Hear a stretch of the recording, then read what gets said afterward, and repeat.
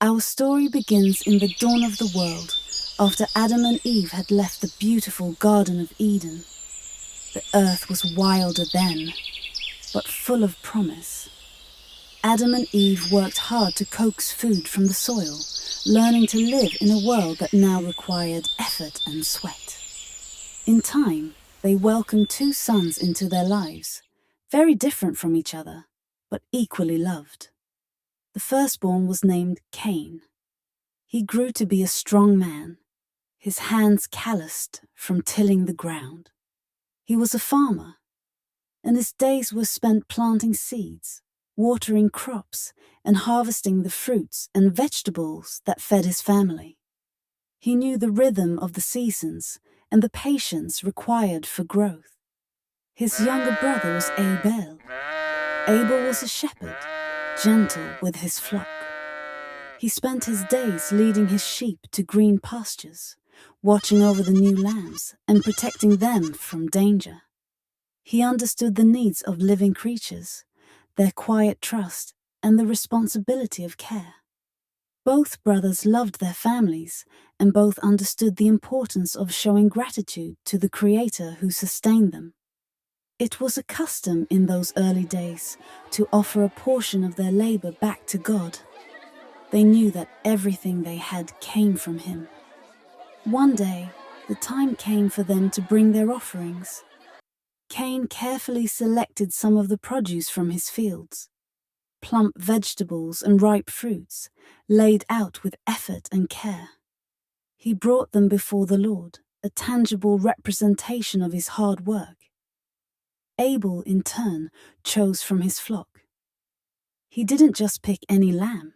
He brought the firstborn of his flock, a healthy, unblemished animal, and he offered its fat portions, which were considered the best. His offering was given with a heart full of reverence and a deep sense of worship. And the Lord looked with favor on Abel and his offering, but on Cain and his offering He did not look with favor. This distinction was not about the type of offering, but the heart behind it. Abel's offering was from his very best, given with humility and faith. Cain's, while from his labor, lacked the same depth of devotion. Cain saw the Lord's favor resting on Abel, and a shadow fell over his heart. He didn't understand why his offering wasn't accepted in the same way. Instead of reflecting on his own heart or seeking understanding from God, a bitter resentment began to fester within him. His face fell, and his brow furrowed with anger. The Lord, seeing the turmoil in Cain's heart, spoke to him gently but directly. "Why are you angry, Cain? Why is your face downcast? If you do what is right, will you not be accepted? But if you do not do what is right, sin is crouching at your door. It desires to have you, but you must rule over it." This was a warning, a chance for Cain to change his path. God was telling him that he had a choice. He could overcome the destructive emotions swelling inside him, or he could let them consume him. Sin was like a wild beast, waiting to pounce.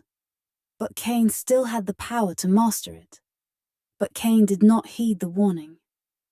The bitterness grew into a deep-seated jealousy. He couldn't shake the feeling of being less favored, overlooked, and his anger turned from himself to his brother. Don't forget to hit that like button if you're enjoying this journey through ancient tales. And if you want more stories like this, why not subscribe to our channel? It helps us bring you more amazing story time one day.